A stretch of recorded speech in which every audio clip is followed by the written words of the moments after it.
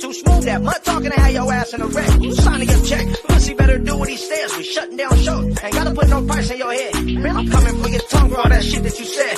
Gonna make the profiles boom, boom, boom, boom, boom, boom. What it is, I'm gonna tell you exactly what it is, and then of course I'm gonna tell you what it ain't. What it is real talk by a real one in real life doing real things. What it isn't and what it ain't never gonna be is bullshit, right? We're not never gonna do frivolous talk just to talk. We're not gonna do wild antics other than the JCast shit I do every once in a while. But you know what it is. And it's Sunday. Yes, last day for a fun day. Back to business as usual comes Monday. And of course, you know what time it is again for my professional wrestling fans. Worldwide Wrestling Entertainment. We about to get it in. You know I'm a big wrestling fan. You can see my Hulk Hogan in the back. I got that Marty Jannetty right there. Ultimate Warrior. Oh my, right? Big wrestling fan. Been doing it for a lot of years. Been loving it. Sasuke, it was the skeleton in the closet I didn't want to let anyone know about. But in a Manula style and direct fashion, I felt that for no other reason we should profile an individual that is not really spoken on too much in wrestling. He's kind of swept under the rug, forgot about. People gloss over him. They don't really want to speak on this man's career, and he was one of the greatest professional wrestlers ever to live. Plain and simple, period. You got to give it up for Mr. Chris Benoit Simon. And I'm about to tell you guys the untold story, right? Well, actually, it's been told, but I'm going to tell it in my way. That's good. We're going to get into it in a direct fashion. Chris Benoit, you know, born May 21st, 1967 in Montreal, Canada. Yes, he was also known as the Canadian Crippler and had several other names, and we're going to get into all that in a Menudo style. But what I wanted to say was, as a kid growing up, just like myself, he watched professional wrestling, you know, and I think the guy that inspired him the most, and it tripped me out, you know, watching wrestling and always resorting back to enjoying wrestling, not only for the entertainment value, but for the true art and the profession. You know, there's a lot of people that go in there and they're big, they're tough, they're sweaty, and they do something just to do it. You know, they're trying to make that bag just like anyone else. But then there's wrestlers who are truly dedicated and have a belief system that by far surpasses what a lot of sports athletes do. These are true athletes. Now, I know wrestling is choreographed. I won't say fake. I will say choreographed. You know, they know the end result before the result happens. But in the meantime, in between time, elbows get dislocated, backs get broken, necks get crooked, ears get all fucked up. You have to dig in your ear and stuff. You know, there's all kinds of things that go on. But for the most part, it's for entertainment. It's for the fan. It's for you. It's for me. It's for people that enjoy it. And this guy right here, the crippler Chris Benoit, was one of those guys who put his all into his profession, put his all on the mat, and left what he had in the ring. And of course, his story ends with tragedy. It's a tragic story, but we're going to get to all that right here on the profiles. Bang, bang. So you say to yourself, who's your inspiration in life? My inspiration was my tío, that being my uncle. Even though he was a tecato, even though he had a lot of faults and a lot of flaws in his life, he was my inspiration. I wanted to be just like him. And actually, we walked the same prison yard together. So I guess I ended up being like him for the most part, other than the drugs and minus a whole lot of riffraff bullshit. But Chris Benoit, his inspiration and who he modeled his career after was one Dynamite Kid, okay, from Britain. Now, Dynamite Kid, for those of you that don't know, was a very short, stocky wrestler back in the 80s who wrestled with the British Bulldogs. But Dynamite Kid, man, was an inspiration to many because of his technical skills, because of the physique that he had, because he was short in stature. A lot of people slept on Dynamite Kid, but man, he was actually the fuel to that British Bulldog tag team. He was actually the fire. Of course, Davey Boy Smith, his partner, got all the limelight, got all the shine later on in life, just based on, man, he was the bigger of the two. But in stature, Dynamite Kid surpassed, you know, everything that his expectations were. Now, Chris Benoit as a kid was inspired seeing Dynamite Kid because he did two things. It said, one, Sasuke, I could do that too. I could be a wrestler. And he was fully committed. And two, someone that was that short and had the same size as Chris Benoit could make it. They could make it in professional sports. And that's what Chris Benoit inspired to be from the moment that he seen the video scope, from the moment that he seen wrestling. He already knew what he wanted to be. He wanted to be that Vato right there. Not Barry Horowitz, the Dynamite Kid. So born May 21st, like I said, 1977 in Montreal, Canada. Being Canadian, there wasn't too many avenues to go inside professional wrestling that route. So of course he went to the States, the United States, and he got ingrained in learning wrestling. He was trained by some of the greatest. And what happened over time is he started to make a name for himself in other countries. Just like any other wrestler, you have to go through the ropes. You have to fight in these smaller territories to advance through your career. You know, you start from the bottom. I started from the bottom, now I'm here. But where are your antennas when he started to rise? I've seen him at a young age. His technical skills were surpassing everybody. He was probably one of the greatest wrestlers that ever wrestled. Him, Dean Malenko, and Bret Hart are probably the greatest technicians there ever was, meaning that they could do any move at any time, any place, anywhere. But anybody could get it. So I think one of the highlights of his career, one of the highlights of his life, were his fights between Eddie Guerrero, who would end up becoming a lifelong friend, his brother, his best friend in life. Him and Eddie Guerrero had some of the greatest fights early on in their career. And this is when the notice and people started to get, Sasuke, did you get that notification? Simon, Chris Benoit's on the map. He started to be noticed, you know, and Eddie Guerrero was able to do that. He was able to bring out the best in people because he was such a good technical rapper. He was such a good person doing this that he was able to bring people within the fold. And he took a very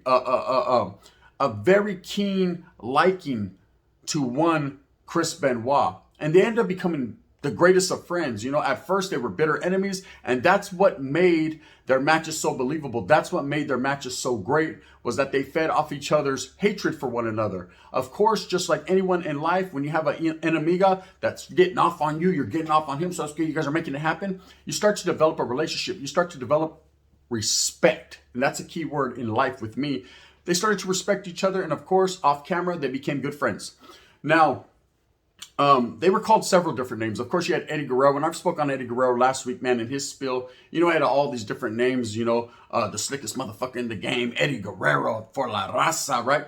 But this vato, Chris Benoit, was also known as the Broom because he swept motherfuckers up. The Canadian Crippler, like I said, the Wolverine, the Pegasus Kid, the Rabid Wolverine. I know him as the Crippler Chris Benoit, you know, and I think where he first got noticed for me was on WCW, which of course, prior to being WCW, it was NWA. By the time Chris Benoit got to WCW, I remember seeing him, the first match I seen him, he was just this little short, ugly looking guy. And I said, you know what? This guy ain't going to do nada. This guy ain't going to make it. He ain't going to excel. He's too small. And then when I seen him get in the ring, pay homage to Eddie Guerrero with the Three Amigos, pay homage to Eddie Guerrero with that frog splash, pay homage to a lot of wrestlers that came before him, I knew I was hooked. You know, he came in, of course, with Dean Malenko and Eddie Guerrero to WCW. They all came together, and all three of these were three of the greatest wrestlers that ever lived. And it was on. It was on and cracking. It was an era of technical skills. It wasn't an era of being flamboyant and boisterous. Like prior to that, you had the Four Horsemen. And then, of course, later on, you would have the NWO, which sex, money, power, greed, and all that sells, right? Everybody was watching it for the Attitude Era, and they were watching it to be intrigued by the commentary and by the storylines. This was just straight technical mat wrestling to its fullest, and he was one of the greatest to ever do it. Okay, so developing this relationship with Eddie Guerrero, it entailed a lot of different things. Whereas Chris Benoit was more into the gym, he was more into his physique, he was fully committed. At the same time, Eddie Guerrero was more into partying, kicking back. Low coke money never hurt nobody. You know, he was doing his issue. Of course, Chris Benoit started to gravitate towards what his friend was doing. And he started to party just like any other wrestler would do. And he had his ups and downs, and he toiled in that soil. But at the same time, man, he stood true to what he believed in, which was his form of expression and his form of art, which was professional wrestling. And he rose up through the ranks quite rapidly. Now, I remember the first time that he joined a faction, it was the Four Horsemen. And I was tripping because I remember the old school Four Horsemen. You had Ric Flair, Arn Anderson, Tully Blanchard. Of course, Barry Windham came into the fold later. And then you had Sting at one point, Lex Luger, and all these different Barbosos. Yes, even Stone Cold Steve Austin. Stunning Steve Austin was a Horseman for a minute or two there. Anyone that knows, knows. But when Chris Benoit, Steve Mongo McMichaels, Dean Malenko, and I believe it was Ric Flair as the faction leader formed these Four Horsemen, it was a big deal. It was a big deal because they were carrying on that legacy. They were past that torch, and they did it well. And I associated Chris Benoit's name with the Horsemen. You know, he was a true Horseman. He was a true top of his game type player. And that's what the Horsemen entailed, man. Being on top, being the elite, being above all other professional wrestlers behind that locker room, you know, being that man, being that one. Of course, he continued this relationship with Eddie Guerrero, and they started to become very good friends. Now, you got to understand, in life, in wrestling, you're out there. Everyone's watching. I know I was watching Chris Benoit. I was peeping it out. I was trying to see what was going on. At the same time, everybody has a real life behind the scenes. And there was a lady that came along, and her name was Nancy. And she was actually hooked up with a vato named Kevin Sullivan. For those of you that don't know, because it's Kevin Sullivan, I eventually will do a spill on Kevin Sullivan, the Taskmaster, the Dungeon Master. This guy was a sick individual, kind of a J-Cat, had a little dark underlying things going on in wrestling, and was looked at as kind of a sneaky, grimy individual. Now, at the time, he brought in his woman, which he called Nancy, and they were an item, and they were actually married. Okay, this was his wife. A lot of wrestlers do that. They bring these women in, they bring their wives in. Of course, Eddie brought his wife, Vicky Guerrero in. Macho Man brought Miss Elizabeth, so on and so forth. But of course, Nancy was right there by Kevin Sullivan's side. So what happened was a storyline came up where Chris Benoit was trying to steal Nancy away from Kevin Sullivan. And such is life.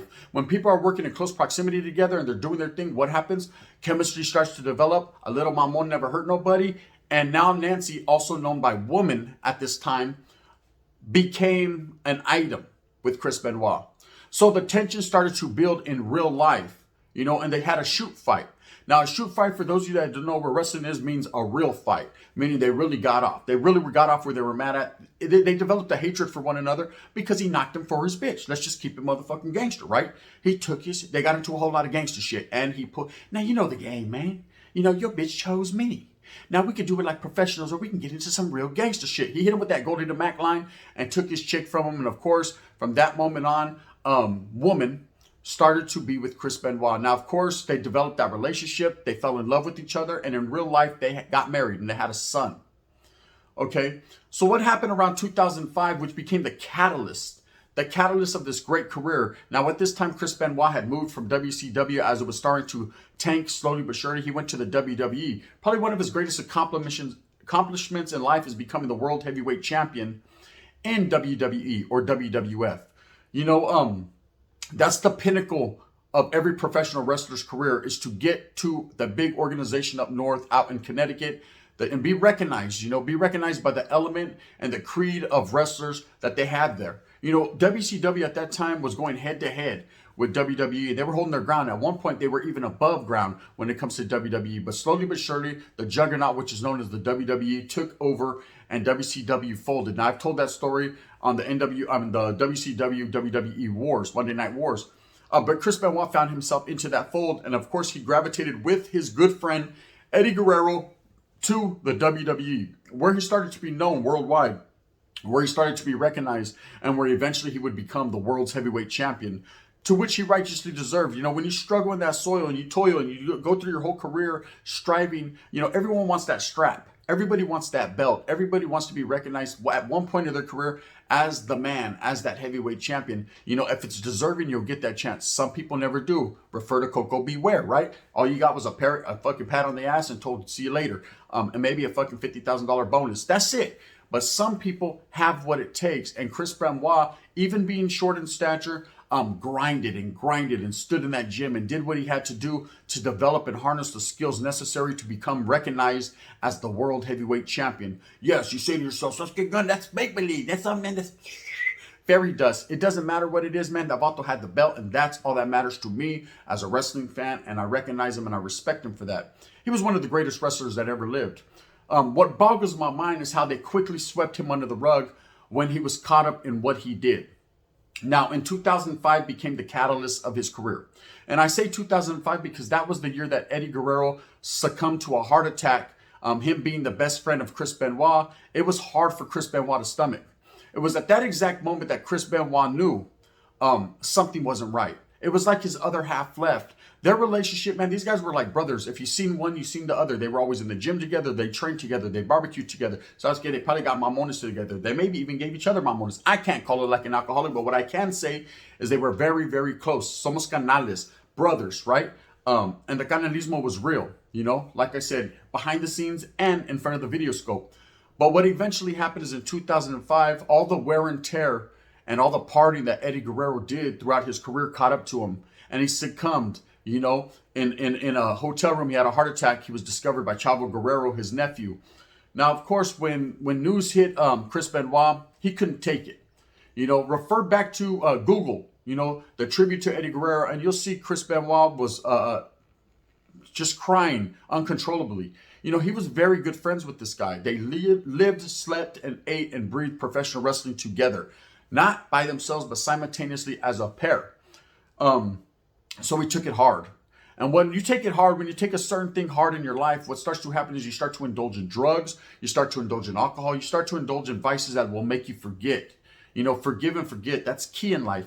And he would start to do things that would make him forget. And he started to become a recluse and a hermit, meaning he pulled away from his family. And that right there caused friction in his life. And what he had a beautiful family life, you know, he kept his profession and his family life separate. He was the Crippler. He was the Wolverine. He was that one, man, in the ring. But at home, he was a very loving, doting father who was committed to his family, you know, who truly loved his family and was there to support financially, morally, and emotionally. And that's what it's all about. That's what you're supposed to do in life. You know, whatever you do out there, you got to get your paper, boo-boo. But at the end of the day, be there for your familia. And that's the type of character he displayed.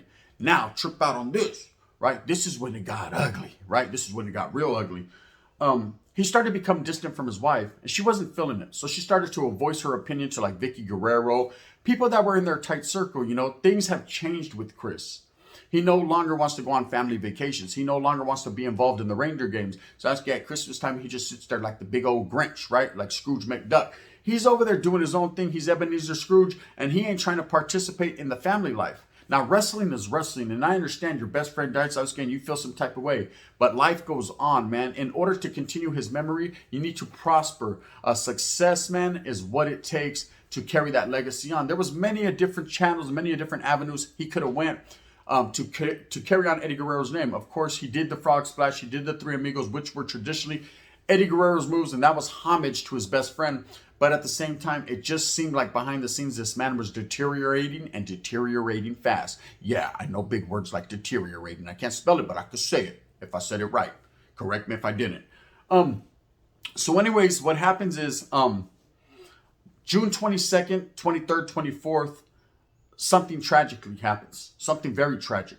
You know, in Fayetteville, Georgia, where Chris Benoit, his wife Nancy Benoit, and of course his 7-year-old son lived, Daniel, something happened that weekend.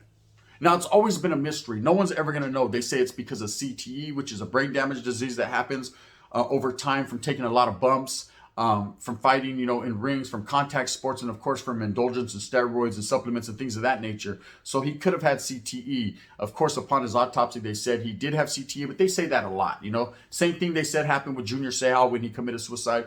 It starts to change your mentality. It starts to mess up your mind. You get more aggressive.